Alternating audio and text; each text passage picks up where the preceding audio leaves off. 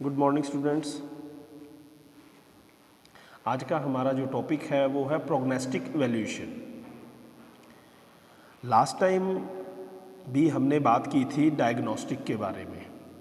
जो हमारी first unit का सेकंड टूल वाला पोर्शन है उसको हम लेके इस टाइम चल रहे हैं।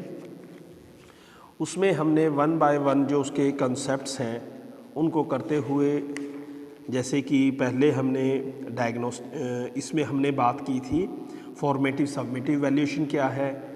उसके बाद नेक्स्ट है हमारा प्रोग्नोस्टिक और डायग्नोस्टिक। डायग्नोस्टिक का टॉपिक हम पहले कर चुके हैं। आज का हमारा जो मेन टॉपिक है वो है प्रोग्नोस्टिक वैल्यूएशन क्या है। प्रोग्नोस्टिक को क्लियर करने से पहले मैं आपको इस बात को क्लियर कर दूं कि हर एक टेस्ट का, हर एक परीक्षण के पीछे कोई ना कोई वजह रहती है, जिसका मेन पर्पस होता है कि उसमें जब हम परीक्षण को करेंगे तो परीक्षण करने के बाद हमें कुछ ना कुछ रिजल्ट्स मिलते हैं। वो रिजल्ट्स ज़रूरी नहीं है कि किसी तरह की कमियों को ही दर्शाए। हो सकता है कि वो हमें कुछ विशेषताओं के बारे में बताए और उन विशेषताओं को हम और ज़्यादा कैसे आगे बढ़ा सकते हैं, या विद्यार्थी में जिस तरह की विशेषताएं हैं उनकी पहचान करके और अच्छा मार्गदर्शन कैसे किया जाए उसके बारे में भी ये हमें बताते हैं। तो ओवरऑल अगर हम टीचिंग लर्निंग प्रोसेस की बात करते हैं तो टीचर जब क्लास में सिखाता है, सिखाने के दौरान वो अपने जो उसके अपने अनुभव हैं उनका भी इस्तेमाल करता है, जो विषय वस्तु सामग्री है उसका इस्तेमाल करता है और जो विषय है उसको बहुत अच्छे से क्लियर करने की कोशिश करता है। और मुख्यतः सभी विद्यार्थी उस विषय को अच्छी तरह से समझ लेते हैं। बाई चांस कई बार ऐसा होता है कि कुछ विद्यार्थी या कोई एक दो विद्यार्थी ऐसे होते हैं जिनको वो टॉपिक उतने अच्छे से समझ नहीं आ पाता जितना कि उसके कंपैरेटिव में दूसरे विद्यार्थी उस चीज़ को समझ लेते हैं। क्योंकि टीचर जब क्वेश्चनिंग करते हैं, क्वेश्चनिंग के दौरान बच्चों की फीडबैक आती है, उस फीडबैक में इस बात को इवैल्यूएशन हो जाता है कि सामने वालों ने उसको कितना सीखा। ये भी मूल्यांकन का, आंकलन का एक पार्ट है। तो अब एक दो विद्यार्थी हैं जिन्होंने कुछ नहीं समझ में आया। अब यहाँ पर उन बच्चों के समझ में ना आने के पीछे वजह क्या थी, कारण क्या था, उसको जब टीचर जानने की कोशिश करता है तो वो डायग्नोस करना है। वैसे मैंने आपको पिछली वाली टॉपिक जब ये वीडियो बनाई थी तो उसमें अच्छे से क्लियर कर दिया मीनिंग ऑफ डायग्नोस्टिक क्या है, निदान करना क्या होता है, किसी समस्या के पीछे क्या कारण है, मतलब वो समस्या पैदा क्यों हुई, उस समस्या के कारण को जानना ही निदान करना होता है। और निदान करने के बाद जो अगला कंसेप्ट होता है या टीचर के द्वारा स्टेप उठाया जाता है वो होता है रेमेडिकल या उपचारात्मक शिक्षण। टीचर उस बच्चे के उस समस्या को दूर करने के लिए रेमेडिकल टीचिंग प्रोवाइड करता है, जिससे बच्चे की वो जो समस्या आ रही थी उस चीज़ को समझने में वो उसको दूर कर सकते हैं। तो जिस तरह से डायग्नोस्टिक है उसी तरह से प्रोग्नोस्टिक है। अब मैं बात करता हूँ प्रोग्नोस्टिक की। प्रोग्नोस्टिक का मतलब क्या है, प्रिडिक्ट करना। अब देखिए जो प्रोग्नोस्टिक है इसका हिंदी में भी अलग अलग मीनिंग आपको मिलेगा या अलग अलग बुक्स में इसका अलग अलग मीनिंग मिलेगा। तो prognostic word comes from the predict word, predict से लिया गया है और प्रिडिक्ट का मतलब होता है अनुमान लगाना। इसको हम कई नामों से जान सकते हैं, जैसे पूर्व सूचना भी कह सकते हैं, पूर्व अनुमान लगाना भी कह सकते हैं, पूर्व कथन भी कह सकते हैं या भविष्य कथन भी कह सकते हैं। मतलब एक तरह से किसी के विषय में उसकी जो योग्यताएं हैं उनके बारे में पूर्व कथन करना। तो इसके मीनिंग को जहाँ तक है मुझे लगता है आप क्लियर समझ गए होंगे। प्रिडिक्ट करने का मतलब क्या होता है, पूर्वानुमान लगाना। अब जैसे कि मान लो हम मौसम को देखकर, आकाश को देखते हुए इस बात की प्रिडिक्शन करते हैं, एक पूर्वानुमान लगाते हैं कि बारिश आने वाली है, या यूं कहें कि आकाश को देखकर हम इस बात का पूर्वानुमान लगा लेते हैं कि आज बहुत भारी वर्षा होने वाली है, या यूं कहने वाले हैं कि आज का मौसम बहुत साफ़ है, कल के कंपैरेटिव साफ़ सुथरा रहेगा। तो ये हमारी क्या है, एक पूर्व धारणाएं हैं, पूर्वानुमान है, एक प्रिडिक्शन है। तो ठीक उसी तरह से जो प्रोग्नोस्टिक टेस्ट है वो भी एक टीचर के द्वारा विद्यार्थी का आंकलन करने के लिए इस्तेमाल किया गया एक टेस्ट है। तो इसमें किसको टेस्ट किया जाता है? मैं यहाँ पे आपको ये बात कहना चाहूँगा कि प्रिडिक्ट करने का मतलब या आंकलन करने का या परीक्षण करने का केवल पर्पज़ इतना नहीं होता है कि सामने वाले की कमियों को निकाला जाए। हम परीक्षण के द्वारा सामने वाले की विशेषताएं क्या हैं, गुण क्या हैं, उसमें कार्य करने की शक्ति कैसी है, वो कितने अच्छे से किसी कार्य को पूर्ण कर सकता है, इसके बारे में भी जान सकते हैं। तो प्रोग्नोस्टिक टेस्ट में हम एक विद्यार्थी के विषय में या एक विद्यार्थी में पाई जाने वाली गुण, विशेषताएं, कार्य करने की क्षमता, योग्यता या उसका निष्पत्ति अचीवमेंट लेवल क्या है, इसको जानने के लिए इस टेस्ट का प्रयोग करते हैं। ठीक है, इसकी एज ए डेफिनेशन के तौर पर कहें या इसको मीनिंग के तौर पर मैं इसको आपको दोबारा से एक बार रिपीट कर देता हूँ। इस परीक्षण के द्वारा एक अध्यापक विद्यार्थी में पाए जाने वाले गुण, उसकी विशेषताएं, कार्य करने की क्षमता व योग्यता का आंकलन करने के लिए इस परीक्षण का उपयोग करते हैं। आई थिंक आपको यहाँ पर इसका जो कंप्लीट मीनिंग है वो समझ आ गया होगा। आगे हम बात करते हैं इसकी विशेषताएं क्या हैं। जब हम इसकी विशेषताएं करेंगे तो इसकी विशेषताओं के साथ ही मैं इसके जो दूसरा पहले वाला था डायग्नोस्टिक है उसके में कुछ डिफरेंस करेंगे, तो उस डिफरेंस के साथ आपको ये बात बहुत अच्छे से क्लियर हो जाएगी कि डायग्नोस्टिक क्या है और प्रोग्नोस्टिक क्या है। जब हम इसकी कैरेक्टरिस्टिक्स के बारे में डिस्कशन करें तो इसमें सबसे पहला पॉइंट आता है ये एक व्यक्तिगत प्रक्रिया है। जो डायग्नोस्टिक प्रोसेस है वो सामूहिक भी हो सकता है, मतलब ग्रुप भी हो सकता है, इंडिविजुअल भी हो सकता है, पर ये जो प्रक्रिया है ये अपने आप में एक व्यक्तिगत प्रक्रिया है। व्यक्तिगत प्रक्रिया क्यों है? क्योंकि इसमें जब हम बात करते हैं तो एक समय में एक व्यक्ति का ही परीक्षण किया जाता है, क्योंकि हम कह रहे हैं किसी व्यक्ति में पाई जाने वाली खास गुण या विशेषताओं का आंकलन करना। तो अगर हम एक ग्रुप में लेके विद्यार्थियों की योग्यताओं का आंकलन करेंगे तो उसमें हम सभी विद्यार्थियों की अलग अलग योग्यताएं हैं, सभी विद्यार्थी अपने आप में इंडिविजुअल है, सभी के अलग, किसी की कोई गुण है, किसी की कोई विशेषता है। तो अगर हम ग्रुप में करते हैं तो ये टेस्ट इम्प्लीमेंट नहीं हो पाता। ये एक समय में एक व्यक्ति पर या एक विद्यार्थी पर इम्प्लीमेंट होता है, जिसके द्वारा हम उसकी पाई जाने वाले क्या विशेषताएं हैं उनको जानकर उनका आंकलन कर पाते हैं। पर इसका उद्देश्य क्या है? इसका उद्देश्य है, जैसे मान लीजिए कोई व्यक्ति है, एक विद्यार्थी है, उसमें 6th-7th क्लास का है, उसकी कविता करने की योग्यता बहुत अच्छी है और टीचर उसके इस गुण को और ज़्यादा उभारने के लिए उसको सही मार्गदर्शन देता है और साथ में इस बात का भविष्य कथन करता है या पूर्वानुमान लगाता है या उसे ये कहता है कि आप बड़े होकर ना एक अच्छे कवि बनोगे, या किसी की लेखनी या लिखने की कला इतनी अच्छी होती है, हैंड राइटिंग इतनी अच्छी होती है, उसकी जो वर्ड्स वोकैबुलरी है वो इतनी अच्छी रिच होती है कि वो बहुत अच्छे से एक नाटक लिखने की योग्यता रखता है, एक अच्छे से पैराग्राफ या अपनी बात को एक्सप्लेन करने की क्वालिटी होती है। तो ये अलग अलग गुण विशेषताएं सभी में अलग अलग तरह की होती है। किसी के गणित को के जो सम्स होते हैं उसको सोल्व करने बहुत इजी होते हैं, कोई साइंस में बहुत अच्छा स्टूडेंट होता है। तो हर एक व्यक्ति के अपने अलग अलग गुण पाए जाते हैं। तो इस व्यक्तिगत परीक्षण के द्वारा हम एक समय में एक विद्यार्थी के गुणों का परीक्षण करने का कार्य करते हैं। दूसरी इसकी विशेषता है, ये अपने आप में एक व्यापक प्रक्रिया है। व्यापक प्रक्रिया में क्या है कि ये एक किसी एक पक्ष को लेके नहीं चलती, ये व्यक्ति में पाए जाने वाले उसके जो भावात्मक, क्रियात्मक या उसके मानसिक योग्यताओं संबंधी योग्यताएं हैं, उन सभी गुणों का अलग अलग तरह से परीक्षण करती है। जब हम प्रोग्नोस्टिक टेस्ट की बात करते हैं तो इसमें हम स्टैंडर्डाइज टेस्ट का इस्तेमाल करते हैं। स्टैंडर्डाइज टेस्ट कौन से होते हैं? टेस्ट साइकोलॉजी में दो तरह के टेस्ट होते हैं। एक मैन मेड होता है जो एक व्यक्ति के द्वारा या एक टीचर के द्वारा अपनी ज़रूरत के अनुसार तैयार किया जाता है। दूसरा होता है साइकोलॉजिकल टेस्ट। साइकोलॉजिकल टेस्ट जो परफेक्ट साइकोलॉजिस्ट होते हैं उनके द्वारा तैयार किया जाता है और उस टेस्ट को तैयार करते हुए सब तरह की सावधानियां रखी जाती हैं, उस टेस्ट को परीक्षण करके देखा जाता है, उसका क्या फाइंडिंग्स आई हैं उसको जज किया जाता है। पूरा एक टॉपिक जो टेस्ट होगा उसके बारे में पूरी तरह से एक मसौदा तैयार किया जाएगा। मतलब ये टेस्ट कितने विद्यार्थियों पर इम्प्लीमेंट किया जा सकता है, इसमें से कितने के क्या अंक आएंगे, तो उस पर कौन सा टेस्ट इम्प्लीमेंट होगा, उसके क्या परिणाम होंगे, उसके लिए क्या क्या सावधानियां बरती जाएंगी, उस सब तरह का एक मैनुअल तैयार किया जाता है। कहने का मतलब ये है। तो स्टैंडर्डाइज टेस्ट इसमें जब हम प्रोग्नोस्टिक टेस्ट की बात करेंगे तो उसमें स्टैंडर्डाइज टेस्टों का इस्तेमाल होगा। अब स्टैंडर्डाइज टेस्ट कौन कौन से हैं, जैसे एप्टीट्यूड टेस्ट है, एप्टीट्यूड टेस्ट है, पर्सनैलिटी टेस्ट है, इंटेलिजेंसी टेस्ट है, वोकेशनल इंटरेस्ट रिकॉर्ड का टेस्ट है, टीचिंग एप्टीट्यूड टेस्ट है। इसे एप्टीट्यूड टेस्ट भी कहा गया है।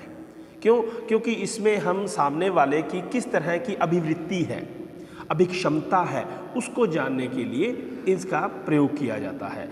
अब इसको एप्टीट्यूड क्यों कहा गया है? एप्टीट्यूड को हिंदी में कहा गया है अभिक्षमता। तो अभिक्षमता से हमारा अभिप्राय क्या है कि सामने वाले व्यक्ति में किस तरह के गुण और विशेषताएं पाई जाती हैं जिसको भविष्य में वो और ज़्यादा उजागर कर सकता है।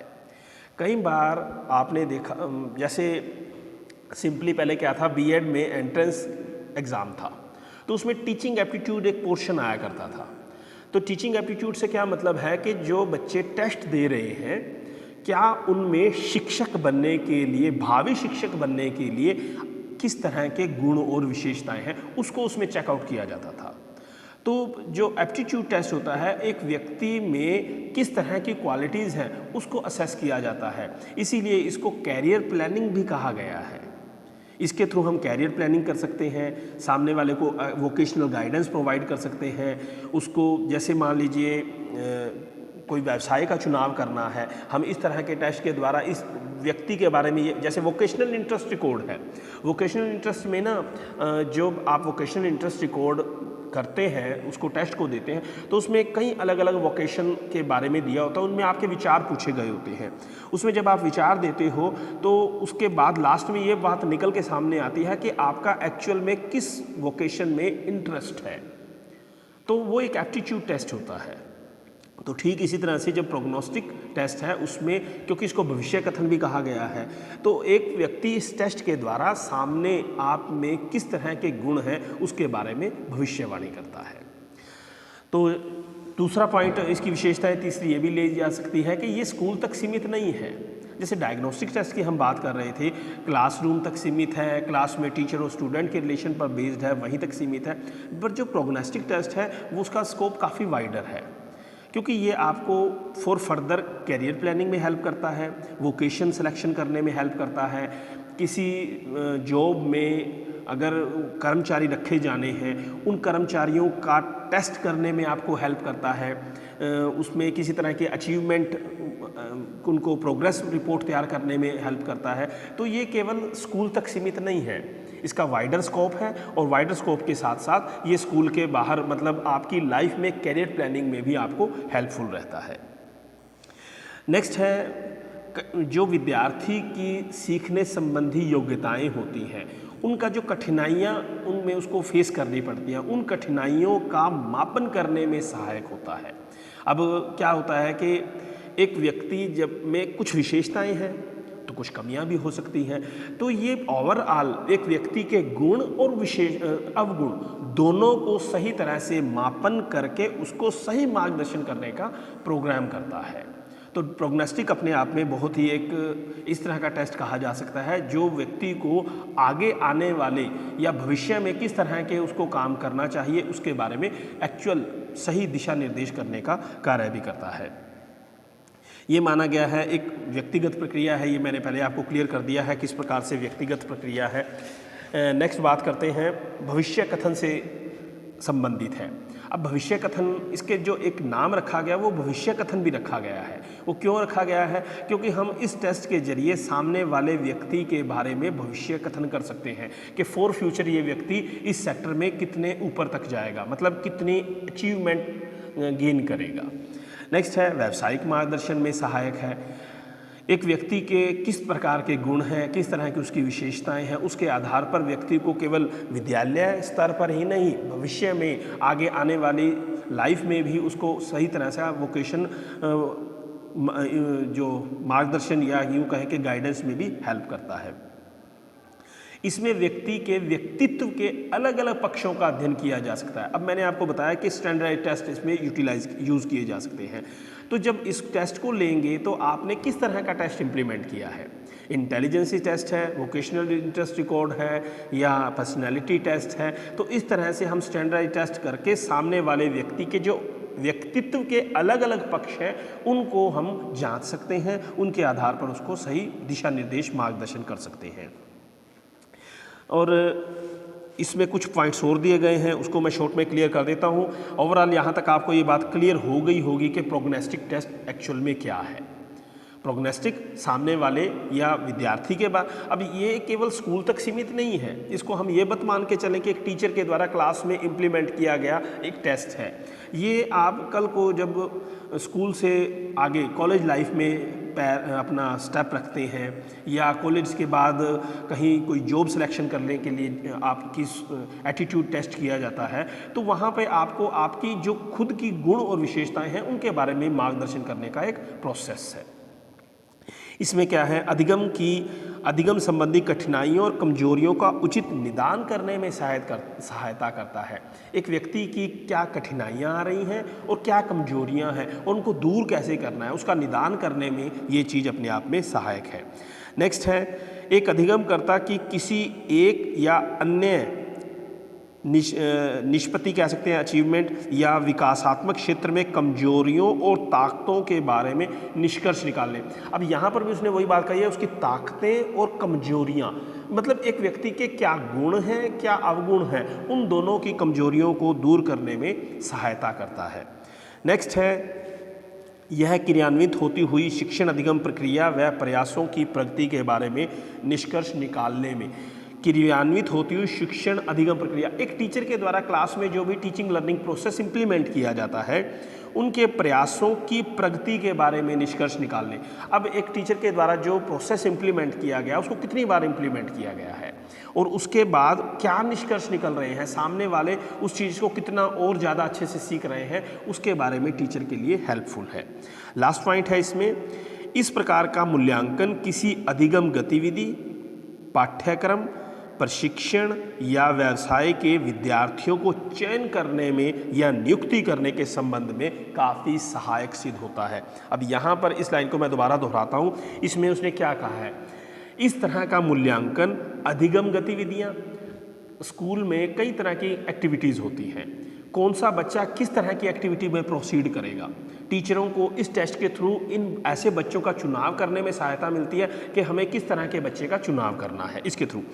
पाठ्यक्रम या प्रशिक्षण या व्यवसाय के लिए पाठ्यक्रम, अब बच्चों को ये प्रॉब्लम आती है कि 10th के बाद क्या ले, फिजिक्स अपना साइंस स्ट्रीम ले, नॉन मेडिकल स्ट्रीम ले, कॉमर्स ले, आर्ट्स ले, या किस लाइन में जाना चाहिए। तो यहाँ पर बच्चों को अपने लिए सही पाठ्यक्रम चुनाव में इस टेस्ट के थ्रू हेल्प मिलती है। व्यवसाय को चुनाव करने में, जैसे कि पहले भी मैंने बताया कि ये एक करियर प्लानिंग की तौर पर है, व्यवसाय के चुनाव में बच्चों को हेल्प करता है। इस संबंध में निर्णय में काफ़ी सहायक सिद्ध हो सकता है।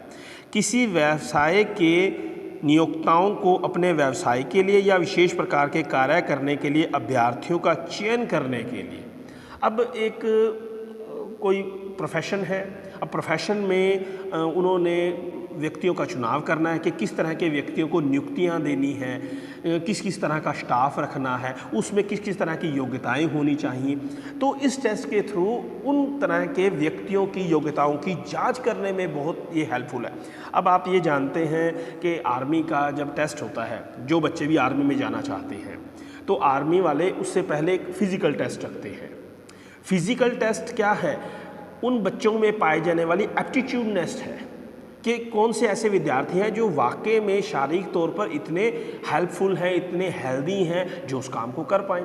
दूसरे नंबर पर पॉइंट आता है कि उसके बाद उनका एक मेंटली टेस्ट होता है जो पेपर पेंसिल टेस्ट होता है। जो व्यक्ति उन दोनों में पास होता है वो तीसरे नंबर पर सिलेक्शन प्रोसीजर में आता है। फिर उनकी ट्रेनिंग होती है, जो ट्रेनिंग को भी पूरा कर लेता है then he is complete army man. अब यहाँ पर ये जो प्रोग्नोस्टिक टेस्ट है ये क्या है, नियोक्ताओं को मतलब जो नियुक्त किए जाने हैं उनको नियुक्ति करने के लिए कैसे होने चाहिए, उनमें क्या गुण विशेषताएं होनी चाहिए, इस टेस्ट के द्वारा हम उनकी जांच कर सकते हैं। और सक्षम कर्मचारियों को पदोन्नति प्रदान करने में, ये जो लास्ट वाला पॉइंट है अगर आप इसको भी ध्यान देते हैं ये भी आपको काफ़ी हेल्प करता है कि एक्चुअल में what is the prognostic test. बच्चों को डायग्नोज तो समझ आ जाता है पर प्रोग्नोस्टिक के बारे में बात क्लियर नहीं हो पाती। तो प्रोग्नोस्टिक में आई थिंक यहाँ पर आपको बहुत कुछ क्लियर हो गया होगा। तो ये भी इस प्रकार के आंकलन की सेवाओं की ज़रूरत पड़ती रहती है। ये भी एक तरह का आंकलन है, लास्ट इवैल्यूएशन नहीं है, एक मूल्यांकन का भाग है आंकलन, तो जिसके आधार पर भविष्यवाणी की जा सकती है। अब ओवरऑल कॉन्सेप्ट के बाद ये बात निकल के आती है जहाँ इसकी विशेषताएं हैं, कुछ कमियां भी हैं। कमियों के तौर पर ये कहा जा सकता है कि जैसे मान लीजिए इसमें परफेक्ट पर्सन की ज़रूरत होती है। परफेक्ट पर्सन कहें तो एक परफेक्ट टीचर जिसको इसकी नॉलेज हो, इस टेस्ट को कैसे इम्प्लीमेंट किया जाना, जिसको साइकोलॉजी की कुछ नॉलेज हो कि टेस्टों को कब लागू किया जाना है, कैसे लागू किया जाना चाहिए, उसको उसके बाद जो उसके आंसर निकल के आएंगे उनका क्या इफ़ेक्ट रहेगा, उन सब के बारे में इस पर डिपेंड करता है।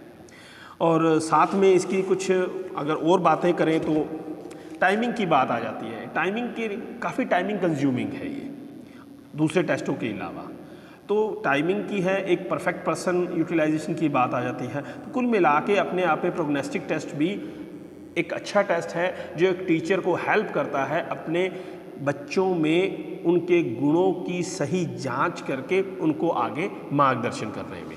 तो बेटा ये हमारा आज का प्रोग्नोस्टिक टेस्ट इवैल्यूएशन या प्रोग्नोस्टिक टेस्ट पर लेक्चर था। आई थिंक आपको बहुत अच्छे से समझ आ गया होगा। नेक्स्ट टाइम हम नेक्स्ट टॉपिक के बारे में बात करेंगे। ओके, थैंक यू बेटा।